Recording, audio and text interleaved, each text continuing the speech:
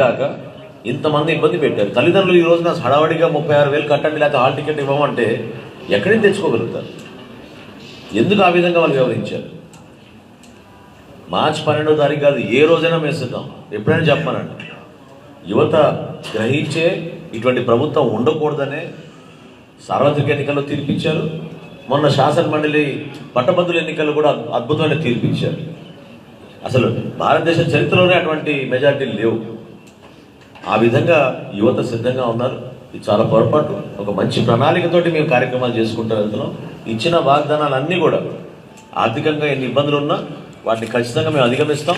ఆ కార్యక్రమాలు చేసుకుంటూ ముందు తీసుకెళ్లాల్సిన బాధ్యత మా అందరిపైన ఉంది. ప్రభుత్వంలో మేము సమిష్టిగా కలిసి కూటమిలో భాగస్వాములుగా ఎవరైతే యువత పాపం ఆందోళన చెందుతున్నారో, ఎవరైతే ఉపాధి అవకాశాల కోసం ఎదురు చూస్తున్నారో వాళ్ళందరికీ పవన్ కళ్యాణ్ గారు ఖచ్చితంగా అండగా ఉంటారు. జనసేన పార్టీ ఎప్పుడు కూడా మా క్యాబినెట్ సమావేశంలో కానివ్వండి, లేకపోతే ముఖ్యమంత్రి గారి దృష్టికి తీసుకెళ్ళినప్పుడు కానివ్వండి, ఉదాహరణకి